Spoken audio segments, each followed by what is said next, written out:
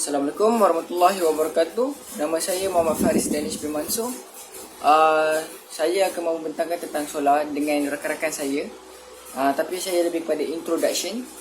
So, mari kita mulakan.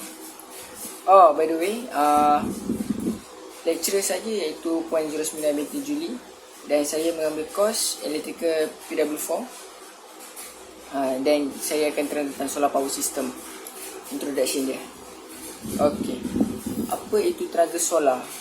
Tenaga solar adalah teknologi yang dicipta untuk mendapatkan tenaga daripada cahaya matahari. So, mana yang dapat panel solar tu dia akan cahaya matahari tu dia akan sinar dekat panel solar. Panel solar tu akan mengambil tenaga itu dan dia akan menjadikan satu itu sebagai tenaga bekalan. Tenaga matahari ini telah digunakan dalam banyak teknologi tradisional sejak beberapa abad yang lepas secara meluas. Antara contoh penggunaan tenaga matahari adalah pemanas air, pemanas bangunan dan juga dalam masakan. Malah tenaga matahari juga boleh menghasilkan tenaga elektrik melalui enjin pemanasan.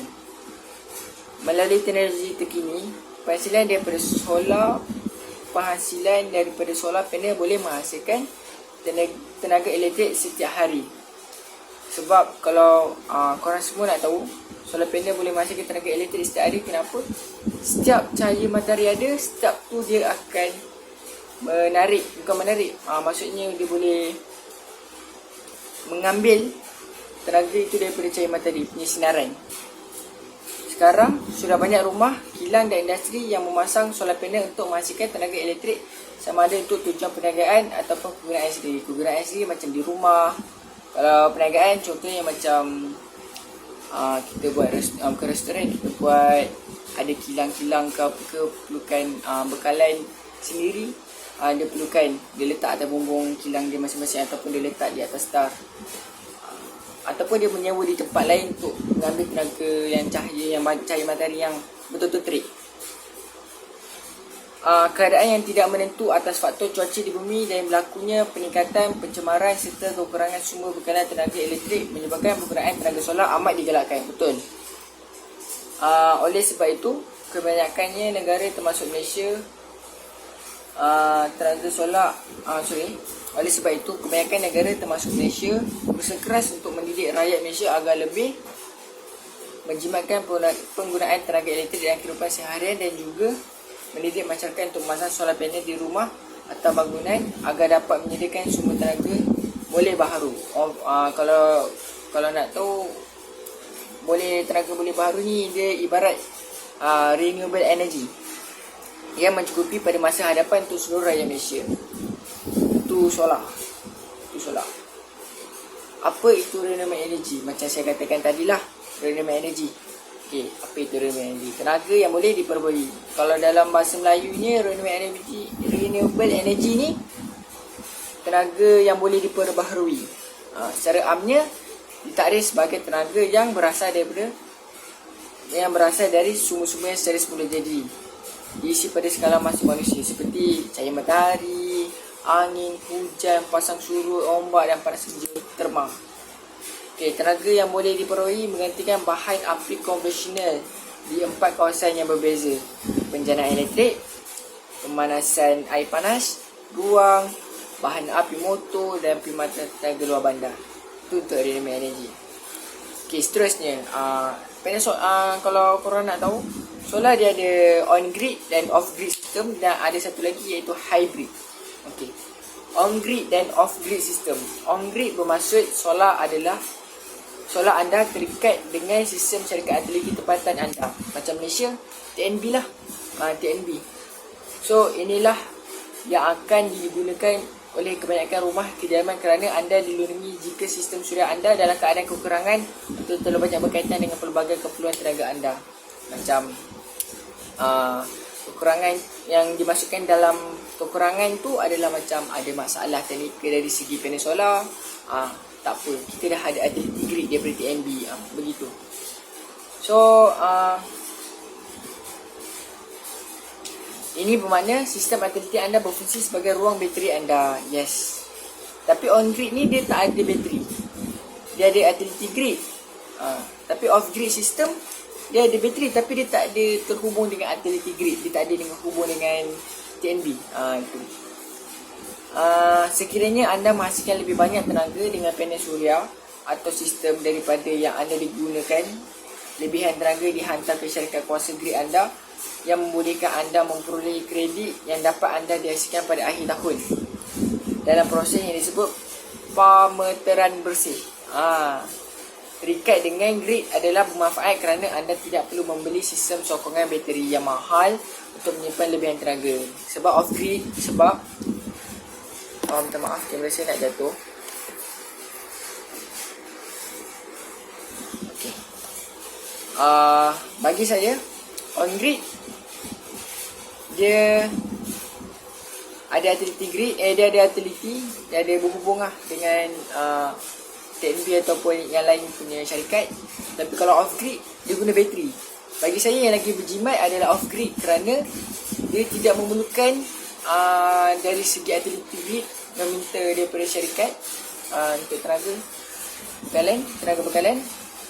Tapi kelemahan untuk off grid bagi saya adalah jikalau ada kekurangan di panel solar ataupun inverter rosak ke apa ke, dia utility grid tidak dapat ditolong kerana off grid hanya ada bateri saja. Jika habis dia tak ada, kena tunggu repair ataupun baiki semula untuk buat yang baru.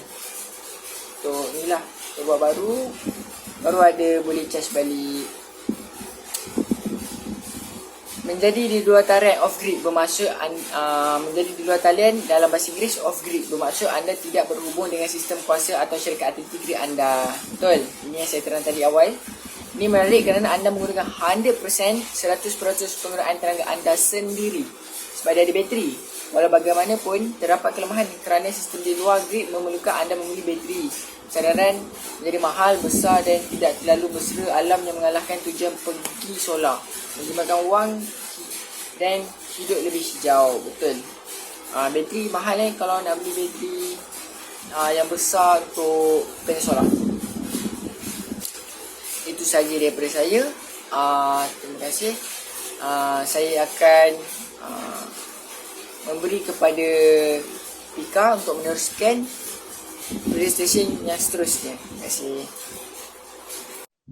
Solar rooftop. Apakah kelebihan dan kekurangan yang terdapat pada solar rooftop? Kelebihan yang terdapat pada solar rooftop adalah bentuk yang cantik dan estetik. Bagi pemilik rumah yang memerlukan bumbung baru dan ingin mengekalkan estetika dan fungsi bumbung, solar seamless dan solar tile lebih tahan lama daripada papan yang biasa. Jadi, ianya mempunyai multifungsi dan dapat dianggap sebagai pelaburan seumur hidup. Seterusnya, ianya mampu dipakai lama, kira-kira 25 tahun ke atas. Ianya memberi jaminan yang sangat lama yang akan menanggung kos penggantian dan pembaikan. Seterusnya, ianya mempunyai jaminan yang lama. Panel solar puratanya berlangsung sehingga 20 hingga 30 tahun pada output tenaga yang maksimum. Panel suria akan terus menghasilkan tenaga suria selepas 20 tahun, tetapi ianya sama seperti bateri yang lebih tua. Mereka mungkin tidak menghasilkan tenaga pada kapasiti maksimum yang telah ditetapkan sebelum ini.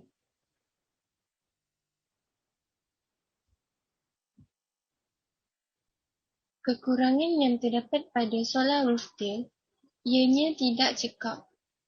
Berdasarkan nilai-nilai pada label, kecekapan produk adalah 4.9% sahaja. Oleh itu, harga yang mahal adalah kekurangan yang terdapat pada solar rooftop yang berharga sekitar 42,500 US dollar untuk bumbung seluas 2.000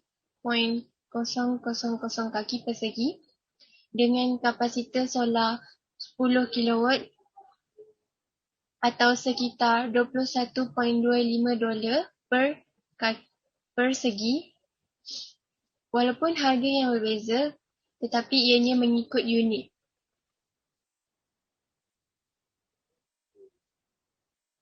Akhir sekali ialah ketergantungan pada solar matahari. Bumbung solar berfungsi pada cahaya matahari. Pada hari-hari yang mendung atau pada waktu malam, sel-sel fotovoltaik tidak mampu melakukan tugas mereka. Hasilnya, sumber tenaga alternatif yang mencukupi mungkin perlu dipertahankan. Sekian daripada saya. Saya serahkan kepada Aina untuk melanjutkan tajuk. Hai, Assalamualaikum warahmatullahi wabarakatuh. Terima kasih kepada Syafiqah. Nama saya Aina Najihah binti Muhammad Azhar. Tajuk yang saya akan bentangkan pada hari ini ialah tajuk bateri. Tajuk besar dia panel solar. Okey. Fungsi utama bateri solar ini adalah untuk mengumpul tenaga pembakaran matahari. Mereka juga boleh memberi tenaga yang dikumpul. Pemacu solar membolehkan anda mengumpul maksimum elektrik dan mengedarkannya dengan betul. Mereka menggunakan untuk membuat bekalan kuasa matahari tanpa gangguan. Okey. Pilihan yang sesuai ketika memilih bateri ini ada 5. Contohnya yang pertama, kadar pelepasan dan charge, tahap pelepasan diri, tahap kapasiti dan prestasi, saiz dan berat, keadaan operasi, akhir sekali hayat perkhidmatan. Okey, ini jenis bateri kuasa solar. Okey, jenis ni jenis yang lama digunakan. Contoh dia starter kereta, gel, alkali, hydrogen logam, bateri nikel kadmium dan lithium. Okey, ni contoh solar panel. Bateri yang digunakan bagi yang sesuai digunakan ialah bateri hydrogen logam. Okey, dia berbeza dalam hayat perkhidmatan, dia tinggi, jumlah elektronik dia adalah rendah. Diingatkan apabila memilih jenis sumber tenaga yang memerlukan perhatian yang berterusan. Tahap charge dan isi pada elektronik harus berada di bawah kawalan berterusan. Dalam storan, sumber kuasa memilih berada dalam keadaan yang dilepaskan. Okey, kelebihan yang ketara mungkin kemungkinan beroperasi pada masa yang lama pada suhu rendah. Tapi spesiesnya boleh menahan beban yang tinggi. Ini jenis solar panel yang kita gunakan di Malaysia. Ini contoh bateri yang sesuai digunakan. Boleh je nak guna bateri kereta pun boleh juga. Harga dia pun taklah mahal sangat, tapi bolehlah untuk kemampuan kita nak guna sendiri. Okey, ini jenis solar yang jenis Powerwall yang dikeluarkan daripada Tesla. Okey, bateri solar jenis Powerwall ni belum lagi digunakan dekat Malaysia, ni dekat luar negara je baru ada. Kadar anggaran bagi industri adalah 6.5 kilowatt. Bagi bangunan pula 10 hingga 300 kilowatt yang biasa digunakan lah. Untuk jenis Powerwall ni dia sesuai digunakan sebab bagi rumah, bumbung dia memang dah ada siap bumbung yang memang dah ada solar. Kalau kita guna berasingan kan, kita bumbung lain, solar panel lain. Yang ni bumbung dah memang ada solar. Tapi ni belum ada lagi kat Malaysia. Okey, ni jenis Tesla. Harga dia pun memang boleh lah, mahal lah juga. Tapi belum lagi ada kat Malaysia. Itu je lah bagi saya. Terima kasih. Seterusnya saya serahkan tangan saya kepada Izzaham. Okay, terima kasih pada Aina atas penerangan tentang bateri. Okay, saya nak teruskan tajuk saya iaitu inverter. Assalamualaikum, nama saya Nur Izzaham Ezri bin Nasir daripada IKM KL. Ingin membentangkan tentang inverter solar. Inverter atau penyongsang dikenali sebagai pengawal selia kuasa dan pengawal kuasa adalah sebahagian daripada sistem fotovoltaik. Okay, saya nak terangkan secara ringkas apa itu sistem fotovoltaik. Sistem fotovoltaik adalah bidang teknologi dan penyelidikan berkaitan dengan penukaran tenaga daripada tenaga cahaya matahari kepada tenaga elektrik.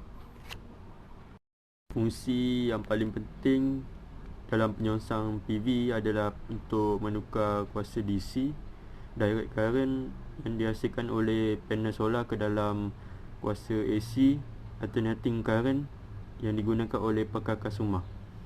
Jadi semua elektrik yang dihasilkan oleh panel solar mesti diproses oleh penyongsang untuk dikeluarkan secara luaran. Melalui litar jambatan penuh, pemprosesan SPWM biasanya dimodulasi, ditapis, dirangsang dan sebagainya, dan bekalan kuasa AC sinusoidal yang sepadan dengan frekuensi beban pencahayaan dan voltan undian digunakan oleh pengguna akhir. Okay, saya nak terangkan secara ringkas apa yang saya sebut pasal pemprosesan SPWM. Okay. Kaedah yang paling biasa adalah untuk menghasilkan gelombang sinus atau SPWM dengan menggunakan beberapa isyarat yang berubah-ubah secara beransur-ansur kepada input penguat operasi untuk pemprosesan yang diperlukan. Di antara dua isyarat masukan, satu harus lebih tinggi dalam kekerapan berbanding yang lain. Okay, apa yang saya faham tentang inverter ni dapat mengawal kuasa maksimum yang terdapat daripada panel solar tu untuk digunakan kepada perkakas rumah. Dengan inverter ni kita boleh menggunakan bateri DC untuk menyediakan kuasa AC ke perkakas yang kita nak gunalah. Okey, itu saja daripada saya. Terima kasih. Kita akan beralih kepada tajuk yang seterusnya, iaitu protection device installation daripada Mos. Right. Assalamualaikum warahmatullahi wabarakatuh. Jadi terima kasih kepada Izham atas pembukaan ini tadi. Jadi nama saya Muhammad Sunali bin Khalid. Saya akan menerangkan slide yang seterusnya, iaitu berkenaan dengan pemasukan peranti perlindungan. Baik, di sini terdapat 4 rajah, iaitu ataupun 4 gambar rajah peranti perlindungan. Jadi beginilah rupa dia. Right, apa itu Surge Protection Device atau lebih dikenali sebagai SPD? SPD merupakan peranti yang dipasang dalam pemasangan elektrik. Ianya bertujuan melindungi kelengkapan atau peralatan elektrik daripada sambaran kilat yang mendadak ataupun lightning surge atau voltan berlebihan yang menolak, iaitu over voltage usage. Jadi fungsi SPD ini adalah melindungi peralatan elektronik seperti direct current DC. Contoh peralatan yang menggunakan DC ni adalah seperti komputer, modem, kamera dan lain-lain lagi. Jadi SPD ini juga mengalirkan kilat, iaitu lightning surge ke bumi dengan sepantas yang mungkin. Right. Okay, berikut adalah jenis-jenis SPD yang terdapat di kedai ataupun di mana-mana tempat yang menjual peralatan SPD lah. Jadi seperti kita lihat kelas 1, jenis 1 tambah 2 pelindungan peralatan beranti untuk sistem kuasa POV solar fotovoltaik.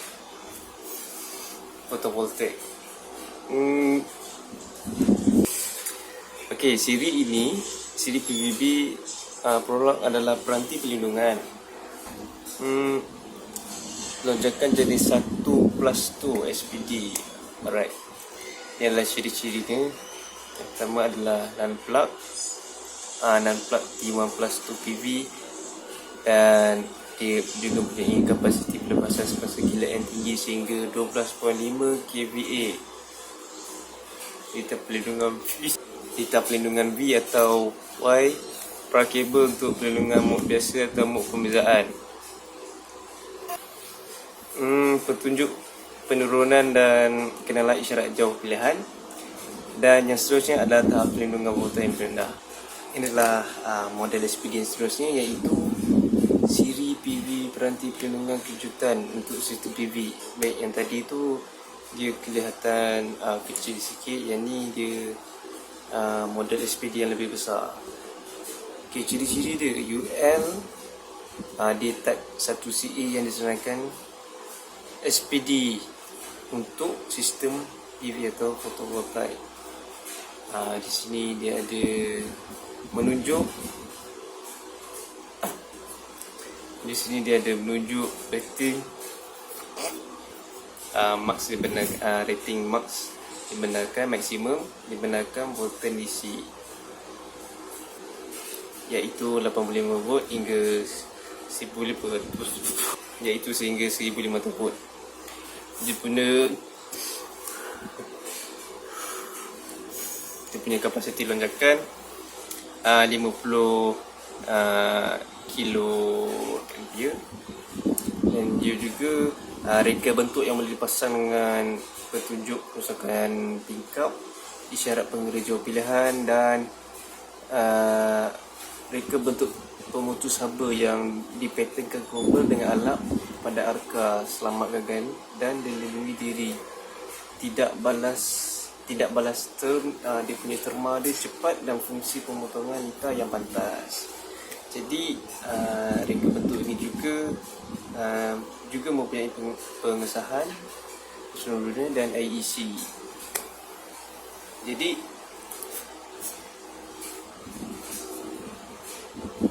itu sahaja daripada kami. Sekian, Assalamualaikum warahmatullahi wabarakatuh.